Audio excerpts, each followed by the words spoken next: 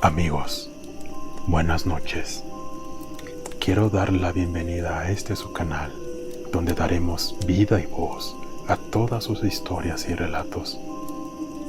En esta, nuestra primera entrega, relataremos una historia basada en hechos reales, así que te invito a que juntos recorramos en la oscuridad de tus miedos. La ahorcada. Conocer las experiencias de otras personas me ha motivado para compartir con ustedes el siguiente suceso. Tengo una tía que desde que tengo memoria se ha metido en cosas esotéricas. No sé si haga brujería como tal, pero siempre tuvo la costumbre de prender velas de diferentes colores, poner inciensos en las esquinas de la casa y ritos por el estilo. Según ella, porque esos materiales pueden mover energías y atraer la suerte y la fortuna. La verdad es que yo no les daba importancia a sus excentricidades, hasta que un día mi tía nos confesó una historia que me dejó bastante desconcertado. Cabe mencionar que mi tía tuvo mucho dinero en el pasado, tanto así que vivía en la colonia Cumbres, un barrio elite de Monterrey. En algún punto de su vida se involucró con un hombre que la dejó en la quiebra. ¿Qué les puedo decir? Mi tía era muy inmensa en asuntos de hombres, pero ¿qué hacerle? Por tal motivo se vio en la necesidad de vender la casa de Cumbres y mudarse a una colonia más modesta. A su nuevo hogar llegó ella junto con sus hijos, los cuales son mi primo y mi prima. Dentro de la casa había un pasillo por el que era necesario cruzar para ir a la lavandería. Lo curioso era que en una de las paredes del pasillo había un agujero por donde solo cabía una mano. Realmente el dichoso agujero nunca tuvo relevancia hasta que en una ocasión a mi prima de 16 años le entró la curiosidad de saber qué había en el interior. Aclaro que el agujero daba a un cuarto con candado que jamás abrieron porque tenían poco de haber llegado al inmueble, y porque aunque así lo hubieran deseado, a mi tía no se le entregó llaves de dicha cerradura. Mi prima tuvo la magnífica idea de meter la mano para tentar lo que había alrededor y así darle rienda suelta a su curiosidad. No alcanzaba a tocar nada, pero de repente la jalaron con mucha fuerza, como si algo dentro del cuarto deseara introducir a mi prima por la minúscula abertura. Mi prima gritó con tal desesperación que llamó la atención de mi tía, que lavaba algo de ropa. Mi tía se asomó por el pasillo y al ver a mi prima pegadísima a la pared, corrió hasta ella, hecha en un mar de desesperación y angustia. Tiró del cuerpo de mi prima para despegarla y batalló por unos cuantos minutos, pero al final logró separarla. El susto de mi prima la impactó tanto que estaba en una especie de shock y no paraba de llorar. Por su parte, mi tía tenía otra actitud. Ella para algunas cosas es muy sensible, pero para otras es tan ruda que puede sorprender al hombre más decidido.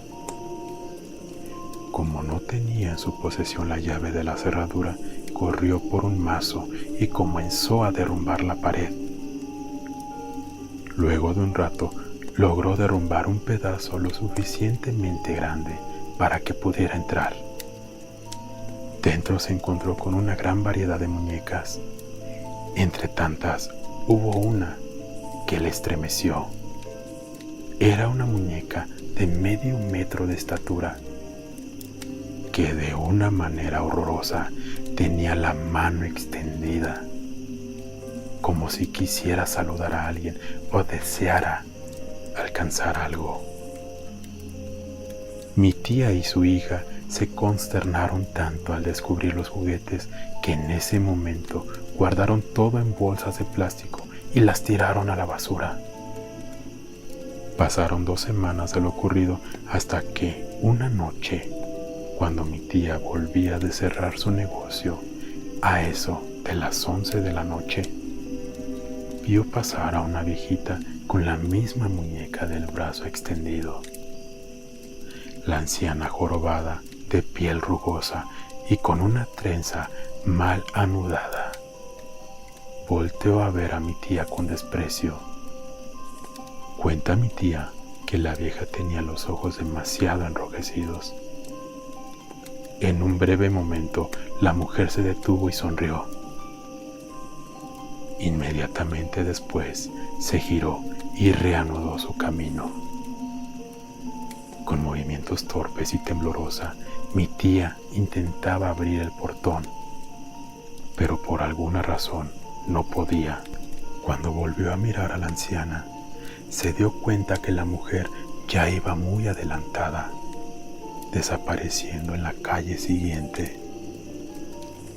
Lo extraño es que no había pasado ni 5 segundos entre su encuentro y cuando volvió a girar para verla, era imposible que caminara a esa velocidad una persona tan mayor.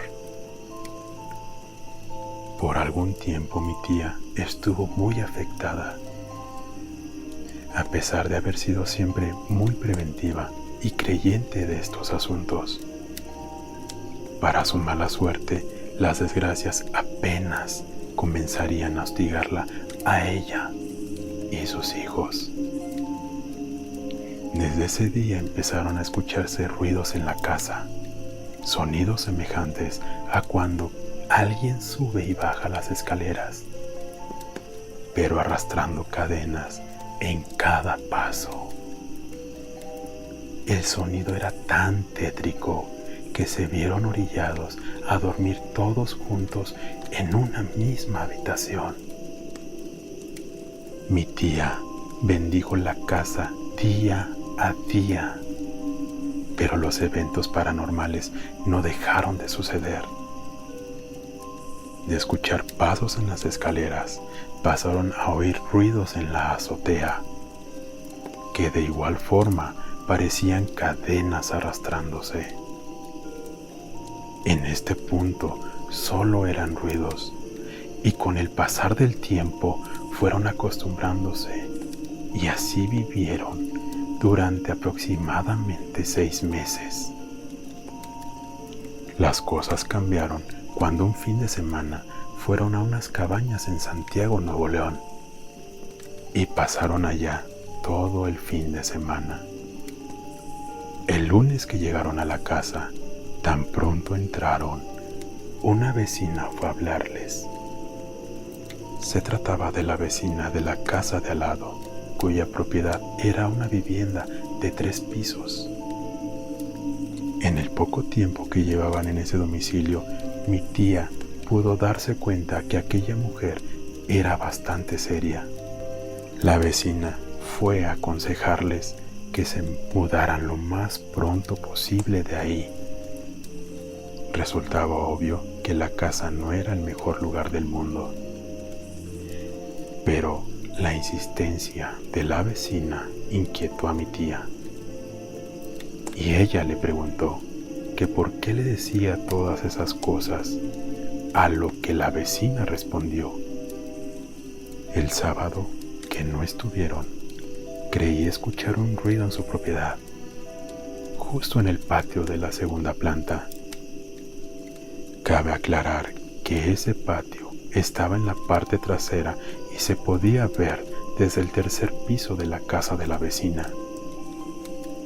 Escuché los ruidos y pensé que tal vez alguien quería meterse a robar.